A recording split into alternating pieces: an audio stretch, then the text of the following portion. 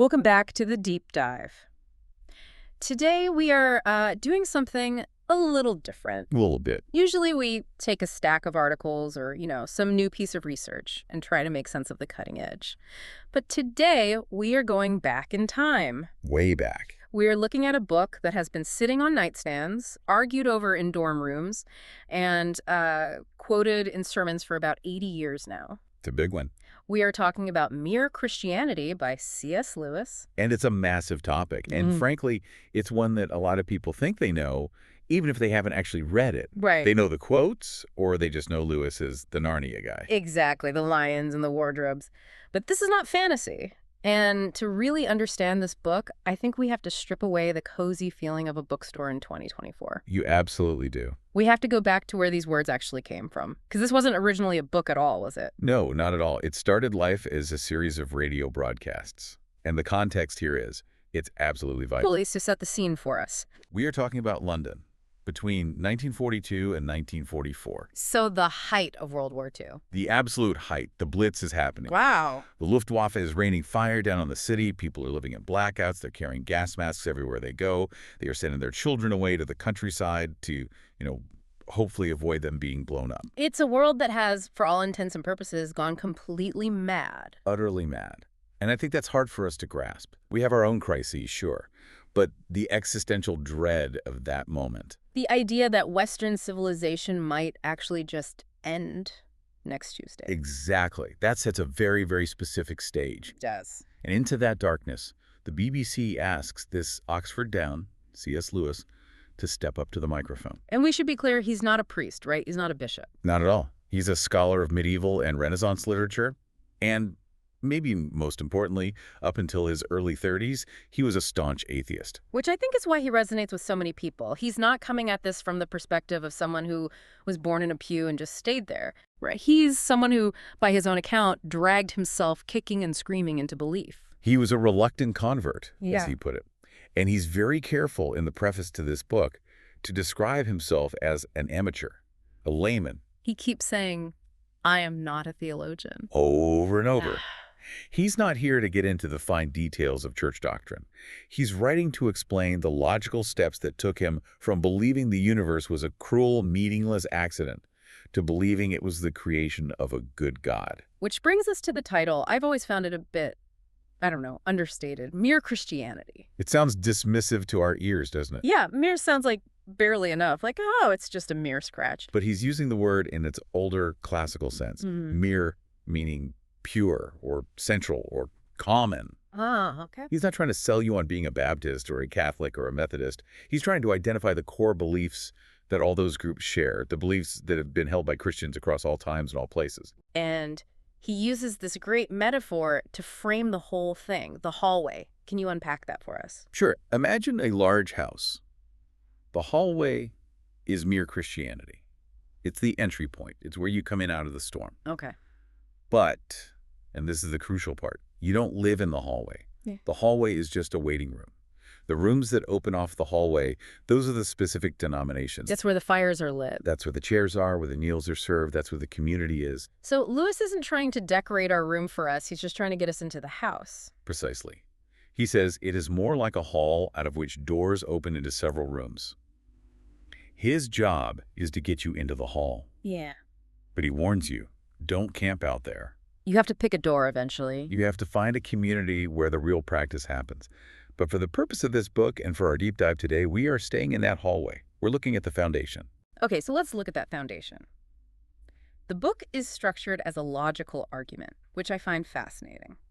He doesn't start with, the Bible says so. He doesn't start with God at all. No, he starts with something much more mundane, something you can observe on any bus or in any office. He starts with quarreling. It's a brilliant starting point because it's so universal. Lewis just asks us to listen to people arguing, not, high-level political debates, but everyday bickering. Like, that's my seat, I was there first. Or, leave him alone, he isn't doing you any harm. Give me a bit of you, orange, I gave you a bit of mine. Yes. Or the big one, you promised. I mean, I hear that in my house every single day. You promised. Now stop and think about what's buried in that statement. When I say you promised, I'm not just saying, I am unhappy that you aren't doing the thing I want you to do. No, you're appealing to a higher authority. You're appealing to a standard. You're saying there's a rule of fair play or a standard of behavior that you know about, that I know about, and that you have, in theory, agreed to. And the interesting thing, the thing he points out, is how the other person responds. They rarely say, "To hell with your standard." Almost never. That is the key observation. The other person doesn't look at you and say, promises are a social construct or fairness is a biological fiction. No. No, they immediately start making excuses. Immediately. They say, well, I know I promised, but this is a special case. Or I was going to give you the orange, but you were rude to me earlier. So by making the excuse, they're validating the law. They're validating the law. They are acknowledging that the standard exists, and they feel the need to explain why they aren't following it this one particular time. So that's the first step. There's this unspoken law that everyone seems to know about. He calls it the law of human nature, or more simply, the moral law. And he contrasts it very carefully with the laws of physics. How so? A stone must obey gravity. If you drop a rock, it falls. It has absolutely no choice in the matter. Right. It's a descriptive law. It describes what happens. Precisely. But the moral law is different. It is a law that human beings ought to obey, but they are free to break. It's a prescriptive law. It tells you what you should do, not what you will do. But hold on a second. I can hear the skeptics screaming at their podcast apps right now. Wait a minute, morality isn't universal. Different cultures have totally different rules. The cultural relativism argument. Exactly. I mean, the ancient Egyptians didn't believe the same things as a modern New Yorker. The Nazis certainly didn't believe the same things as the British who were listening to Lewis on the radio. Doesn't that just prove morality is a cultural invention? Lewis addresses this head on, and he really challenges that assumption, he says. Is the difference really that big? If you actually go and look at the moral codes of the ancient Egyptians, the Babylonians, the Hindus, the Chinese, the Greeks, the Romans, what you find is not a wild difference, but a startling similarity. Okay, give me an example. Think about selfishness. Has there ever been a culture in the history of the world where people were admired for running away in battle? No. Where a man was considered noble for double-crossing the people who had been kindest to him? I can't think of one. We might disagree on who you should be unselfish to. Maybe it's just your tribe or just your family. But no one admires the guy who puts himself first at the expense of everyone else. Exactly. Lewis argues that while conventions change, like whether you drive on the left or the right side of the road, or how many wives you can have, the core values of justice, honesty, and courage are almost identical. What about the Nazis? That's the extreme example. It is. But Lewis points out that even the Nazis didn't deny the concept of right and wrong. They didn't say, morality is a fiction, so we'll do what we want. No, they tried to justify it. They tried to justify their horrors by claiming that the right thing to do was to protect their race and that other races were inferior. They were twisting the law, they were perverting it, but they were still appealing to it as a concept. If they had absolutely no notion of right and wrong, we couldn't blame them. We couldn't. Fighting them would be like fighting an avalanche. It would be necessary for survival, sure, but you couldn't blame the avalanche. We blamed them because we knew that they knew better. Yes. So Lewis establishes Pillar 1. The law of human nature exists. It's real. We didn't invent it. It's pressing in on us. But then he drops the other shoe. The terrible fix. The terrible fix. It's two simple facts. Fact 1, human beings all over the earth know this law. They know they ought to be decent. Fact 2. They break it, all of them. We don't keep the law of nature. We are selfish. We are greedy. We are cruel. We break our promises. We make excuses for ourselves, but we judge others harshly for the exact same behavior. And this is where the logic starts to get really uncomfortable. Because if there is a law and we're all breaking it, the next question becomes who or what is behind the law? This is where Lewis sets up a cage match. A cage match between the materialist view and the religious view. Okay, explain those. The materialist says, look, matter and space just happen to exist. Nobody knows why. And by a 1 in a trillion chance, some of that matter organized itself into creatures like us who have this weird irrational idea of conscience or morality. It's just a fluke of evolution. The fluke. The religious view, on the other hand, says there is a mind behind the universe. And that mind is conscious, it has purposes, and it prefers fair play to cheating. And crucially, science can't tell us which one is right. No, and this is so important. Lewis says science is brilliant at observing facts. It looks at the packets of reality. It can tell you how an atom behaves or how a cell divides. It describes the how. But it can't tell you why the packet exists in the first place or who sent it. It can't. And he uses this great postman analogy here. Right. He says science can analyze the outside of the packet. It can weigh it and measure it. But there is only one packet in the entire universe that we can open up and look inside of. Ourselves. We are the packet. We have inside information. And when we look inside ourselves, we don't just find biological instincts like hunger or fear. We find this other thing, this moral law, that is constantly telling us to ignore our hunger if we need to share, or ignore our fear if we need to help someone in danger. We find a voice that commands us to behave in a certain way. A command. And since we didn't put that voice there, and since it often goes directly against our biological instincts for survival and self-interest. Lewis argues that this is the first real piece of evidence that there is a something or a mind behind the universe, and that it's communicating with us through that law. And that this mind is intensely personally interested in right conduct. And this is where he pivots. Because usually when people start talking about a mind behind the universe, everyone gets a warm, fuzzy feeling, oh, good, there's a God, everything will be okay. Lewis says, not so fast. Right. This is not the kindly grandfather in the sky. Not at all. Lewis says that if you just look at the evidence, the moral law itself, this mind appears to be hard as nails. Yeah. Tells you to do the right thing, and it doesn't seem to care one bit how painful or dangerous or difficult it is for you. It never says, oh, you're tired, go ahead, take a day off from being honest. Never. It is an absolute unyielding standard of goodness. And since we are constantly breaking that standard, we are, in a very real, logical sense, enemies of that power. We are at odds with it. This is the cliffhanger at the end of the first section. We have reason to believe there is a God or a power. We know it is good. But because we are not good, that goodness is actually a threat to us. He has that incredible line, God is our only comfort, but he's also our supreme terror. If you look for truth, you may find comfort in the end. Wow. If you look for comfort, you will get neither comfort nor truth, only soft soap and wishful thinking. That is the motto of the whole book, really. It really is. Okay, so we're in trouble. We've established the law and the power behind it. Now we move into the next part, the framework of belief. We have to figure out who this God is. Right. And Lewis starts by clearing the field of other options. He talks about pantheism versus theism. Why does he spend time on this? It feels a bit academic. It feels academic until you realize that pantheism is essentially the default sort of vague spirituality of the modern world. What do you mean? Pantheism, you find it in certain Hindu philosophies or in Hegel or even the Force in Star Wars, is the idea that God is the universe. Everything is God. Everything is God. The tree is God, the rock is God, you are God. Which means if the universe didn't exist, God wouldn't exist. Okay, I'm with you. What's the moral implication of that? It's huge. If everything is God, then both good and evil are just parts of God. The cancer cell and the teddy bear are both equally divine. In pantheism, God is beyond good and evil. He doesn't take sides. Which is very different from the Christian or Jewish or Muslim view, the theistic view. Radically different. The theistic view is that God is like a painter and the universe is the painting. He's separate from it. He is separate from it. The painter puts his soul and his skill into the painting, yes. But he's not the painting. If you slash the canvas, the painter is still alive.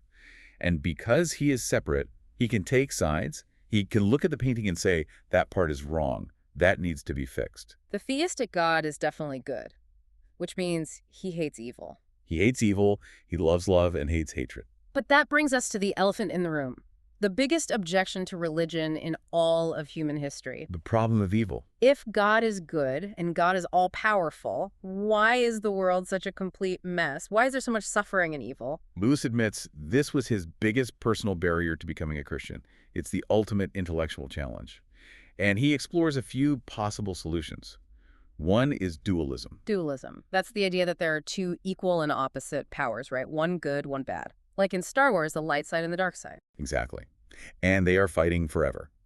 Lewis says it's a very manly creed. It makes sense of the war we feel inside ourselves and see in the world. But he dismantles it with a very clever piece of logic. What's the argument? He asks, what do we actually mean by a bad power? Well, a power that likes badness, cruelty, hatred, that sort of thing. But think about that.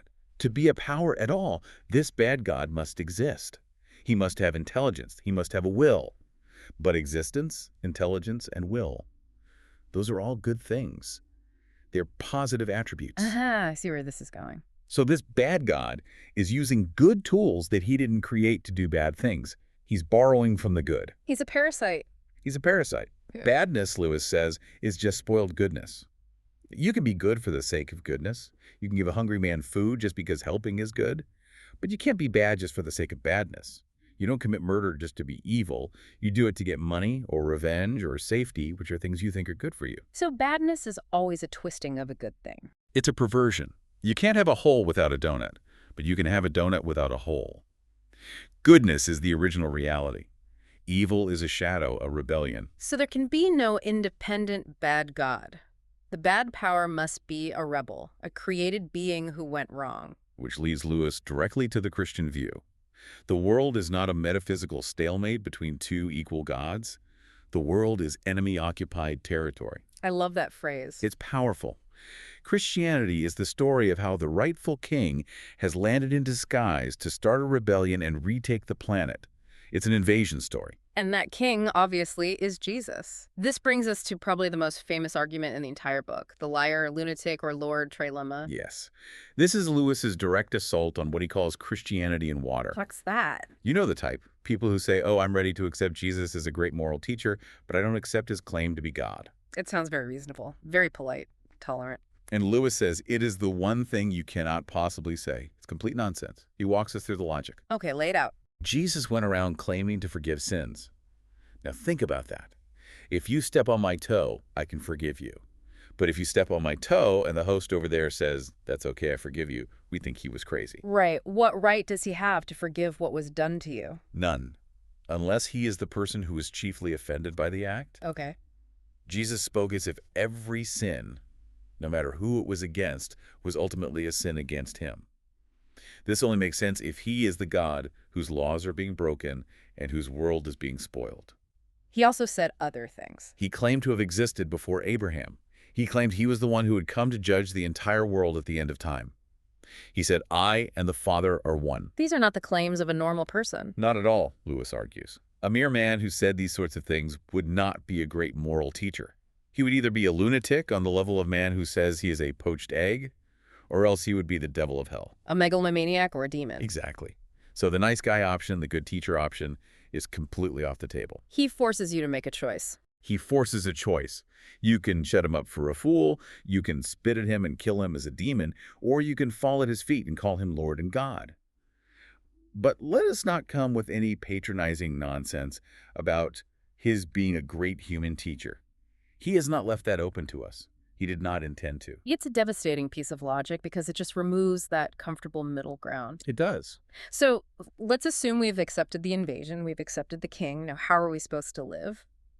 The next section deals with morality, and Lewis gives us this great visual of a fleet of ships. Yes, I love this analogy. He says, morality has three parts, and you need all three, just like a fleet of ships sailing in formation. What's part one? Part one is fair play. This is about the ships not colliding with each other. This is social morality. Don't steal, don't kill, keep your promises, be nice. That's what most people think of when they hear the word morality. It is. But that's only 1/3 of it. Mm-hmm. Part two is seaworthiness. Each individual ship must have its engines and steering gear in working order. This is inner character. Am I a person who is full of jealousy and rage, or am I a person who is balanced and courageous? And part three? Part three is the destination. Why is the fleet sailing in the first place? Where are we all going? This is our ultimate purpose, our relationship with God. And his critique of the modern world, which applies even more to 2024 than it did to 1940, is that we are completely obsessed with part one. Utterly obsessed. We talk constantly about social justice, about kindness, about not harming others, about the ships not colliding. And that's good. Lewis says that's absolutely essential. But we ignore part two. We almost completely ignore part two. We ignore the internal character of the individual. But why does that matter? As long as my ship doesn't hit your ship, why do you care if my engine is rusty? Because if your steering gear is broken, you will hit me eventually. It's only a matter of time. You can't have a fleet that sails in perfect formation if every single ship is a wreck on the inside. You cannot have a good society without good people. You can make all the laws you want. But if the people are greedy, cowardly, and dishonest, the society will eventually collapse from within. And part three, the destination, is the most controversial because that implies there is a destination. All right. And this is a huge fork in the road. If we are just biological accidents with a short lifespan, then the state is more important than the individual because the state lives for centuries. But if Christianity is true, If we are eternal beings, if we are ships meant for an eternal port, then the individual is infinitely more important than the state. Nations rise and fall, civilizations die, but the human soul, according to Christianity, lasts forever. That changes everything. I want to dig into how we actually build that seaworthiness, that inner character. Lewis uses a lot of analogies to explain the mechanics of it. Let's talk about the piano analogy. This is for people who say, morality is just an instinct, I just follow my heart. Yes, this is a very common objection. I don't need God or a moral law. I just follow my instincts. Lewis says, okay, let's actually look inside. You feel a herd instinct, a desire to help others. You also feel a self-preservation instinct, a desire to run away from danger. Okay, two instincts. Now, imagine you're walking by a river and you see a man drowning. You feel two instincts pulling at you. Help him and stay safe, run away. And the runaway one is probably stronger. Almost certainly stronger. But then you feel a third thing, a voice inside that says, you ought to help him, even though you're scared. So it's a voice telling you to follow the weaker of the two instincts. Exactly. And the thing that judges between two instincts and tells you which one to follow cannot be an instinct itself. That's where the piano comes in. Right. The moral law is the tune or the sheet music. The instincts are the keys on the piano. No key is inherently good or bad. Wait, really? Isn't mother love a good key? Shouldn't we always play that key? Lewis says no. Mother love is a beautiful key, a beautiful note. But if you play that key at the wrong time, if a mother protects her child by cheating other children or by condoning a crime her son committed, then it becomes a sour note. So there are no good impulses, only the right impulse at the right time. Precisely. The moral law tells you which key to play and when. You can't get a beautiful tune just by banging on the keys that happen to be loudest in the moment. You need the sheet music. That's a really helpful way to see it. It stops us from just worshiping our own feelings. It does.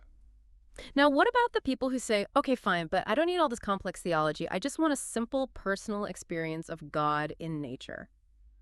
Lewis has an answer for that, too. The map analogy. He sympathizes with this view a lot. He says, look, if you stand on a beach and watch the Atlantic Ocean at sunrise, that is a real, powerful, beautiful experience. It's much more exciting than looking at a map of the Atlantic. The map is just colored paper. It's dry. It's boring. It's totally abstract, so why bother with the map? Because if you want to get to America, the map is rather useful. The spiritual experience on the beach, however nice, won't get you there. Exactly. Lewis argues that theology is the map. It is the collected wisdom and experience of thousands of people who are really in touch with God over centuries. If you are content to just wander on the beach and have nice feelings, fine.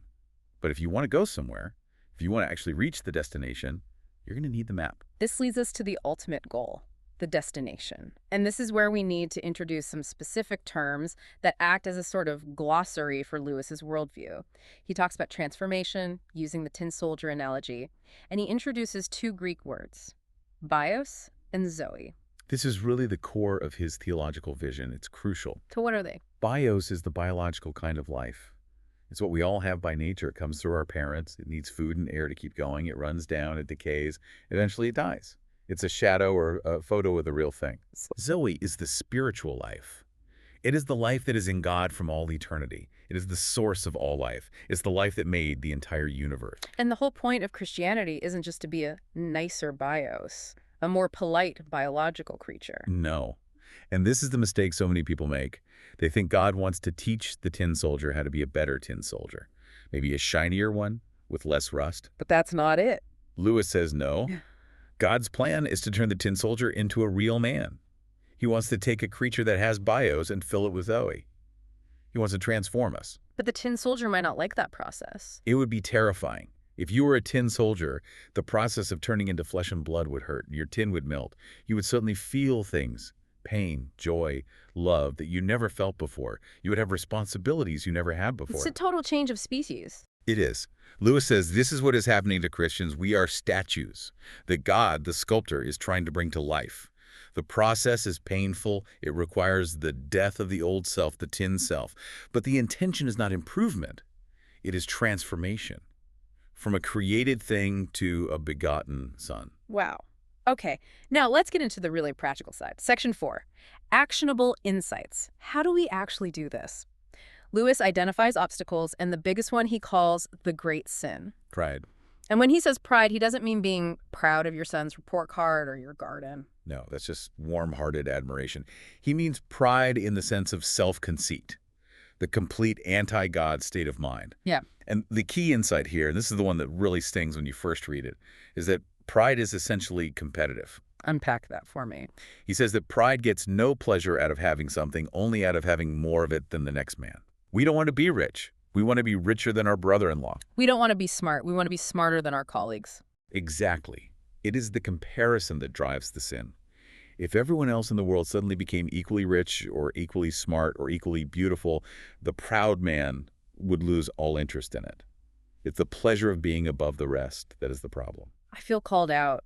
I mean, when you really think about it, how much of my daily ambition is just wanting to be better than... It's the primary fuel of the ego. Lewis calls it spiritual cancer. It eats up the very possibility of love or contentment or even common sense.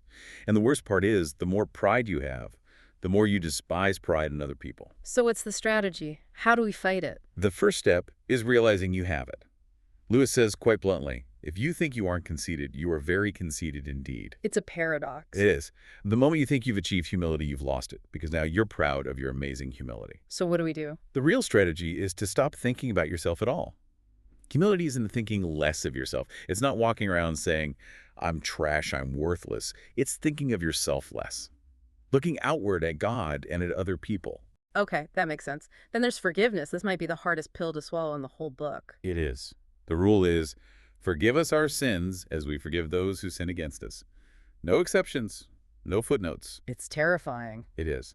But Lewis is very practical here. He says, don't start with the Gestapo. Don't start with the person who ruined your life 20 years ago. Start smaller. Start with the husband who is being annoying or the parent who made a snide comment at dinner. Yes, start small. And then he clarifies what forgiveness is and isn't. Because I think people feel like forgiveness means being a doormat or, gaslighting yourself into thinking the bad thing that happened wasn't really that bad. Right. It feels like letting them off the hook. But Lewis says forgiveness is not pretending. You don't have to say the person is nice. You don't have to decide that their action wasn't evil. He points to how we treat ourselves. How so? We all love ourselves. But we don't necessarily like our own sins.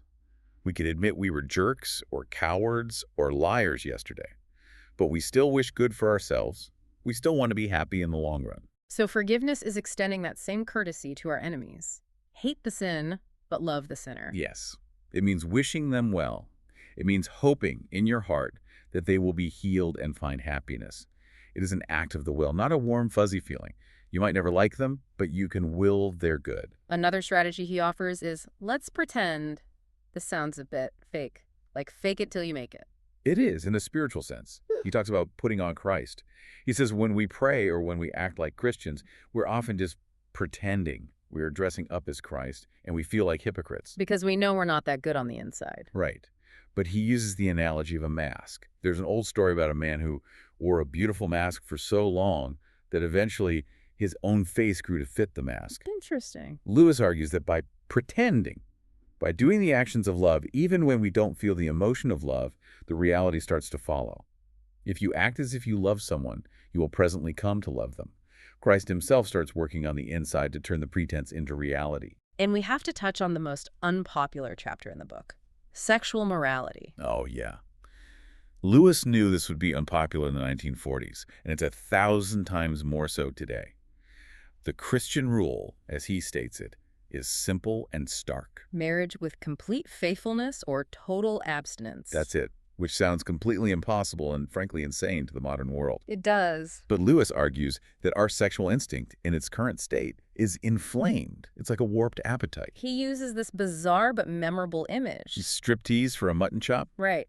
He says, imagine a country where people paid money to go into a theater and watch a silver cover being slowly lifted off a plate of mutton chops. If you saw that, you would think, wow, there is something seriously wrong with these people's appetite for food.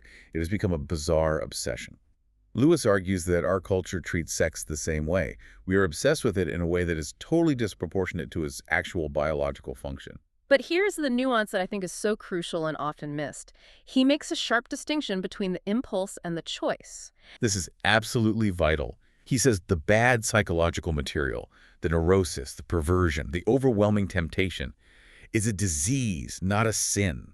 It might be genetic. It might be from childhood trauma. That's the raw material you've been given. The sin is the choice to indulge it. The sin is the moral choice. Yeah. And God judges the choice, not the raw material we inherited. A person with strong, warped impulses who resists them every day might be far more heroic in God's eyes than a person with very little sexual impulse who easily remains chaste. That leads nicely into the counter-arguments, because this idea of raw material answers one of the biggest complaints people have against Christians. Why are some Christians so much nastier than some non-Christians? The classic objection. And Lewis has the factory argument for this. The factory argument. He says you have to judge the improvement of the raw material, not just the final product coming off the line. Imagine a factory. Factory A has brand new, state-of-the-art machinery. This is someone with good genetics, with stable upbringing, good mental health. But they have a lazy manager. So it turns out a decent but not great product. Now, Factory B has broken, rusty old machinery. This is a person with a bad temper, a history of trauma, all sorts of neuroses. But they have a brilliant, dedicated manager, Christ. The product coming out of Factory B might still be rougher and noisier than the product from Factory A. But the improvement in Factory B is immense. Immense. God, Lewis says, judges the management, not just the output. A nasty Christian might be a neurotic wreck who is slowly, painfully improving every day. Without Christianity, that person might be an absolute monster. Meanwhile, the nice non-Christian might just be coasting on good genetic and social luck. They aren't actually making any real moral effort. I love that. Another objection he tackles is the crutch argument. Religion is just wishful thinking. It's for weak people who can't handle reality. Lewis absolutely destroys this. He says, look at the argument we've just laid out. The religion starts with the moral law. The dismaying, terrifying fact that we are breaking the rules and are enemies of the power behind the universe. That is not comfortable. That is the opposite of comfort. It involves what he calls a supreme terror. He says if you were inventing a religion just to make yourself feel good, you would never invent Christianity. You'd invent some religion where a vague, grandfatherly God just pats you on the head and says everything is fine. Christianity is a religion where God demands you die to yourself and be completely reborn. That's not a crutch, that's a cross. And what about the delay? This is a big one. If God is so powerful, why doesn't he just invade in force and end all this evil and suffering right now? Lewis says, oh man, he will. But that'll be the end of the play. God is holding back to give us the chance to join his side freely. What does he mean? He says, God is without doubt a great maneuverer, but the delay is for our sake. It's a chance to choose. When the author of the play walks out onto the stage, the play is over. You can't choose which side you're on then. The curtain is coming down. It will be too late. So bringing this all together, what is the end game here? We've gone from a simple quarrel on a bus to the invasion of the king and the transformation of the human species. The end game is what he calls the new men. The new men. Lewis speculates that the next step in evolution is already happening. But unlike biological evolution, which just happens to you whether you like it or not, this next step is voluntary. You have to choose to take part in it. And these people are among us now. He says they are dotted here and there on the earth. They might be a shopkeeper, a dentist, a soldier, a cleaner. How would we recognize them? You might not at first. He says they don't draw attention to themselves. They're usually very cheerful. They seem to have a lot of time for you, even when they're busy. You wonder where all their energy and patience comes from. And what makes them new? They're the ones who have truly surrendered their bios, their natural biological life to Christ. And in return, he's begun to fill them with Zoe, his spiritual eternal life. They are becoming, in his words, little Christs. And this is the only thing that ultimately counts. Yes. Lewis is adamant. The church, the Bible, the sermons, the missions, they all exist for one single purpose: to draw people into Christ, to make them into these little Christs. If they aren't doing that, then all the cathedrals and beautiful liturgies and clever theology are a complete waste of time. God became man for no other purpose. It leaves us with a really provocative final thought then. He asks the listener, are you just a statue in the sculptor's shop, content to be cold, dead stone, or are you going to let the sculptor bring you to life? That's the question. The hallway is open, the doors are there, it's up to each of us to knock. Well, that wraps up our deep dive into Mere Christianity. It's a dense book, a very challenging book, but hopefully we've given you the map. Now you just have to decide if you want to take the journey. Thanks for listening. We'll see you next time.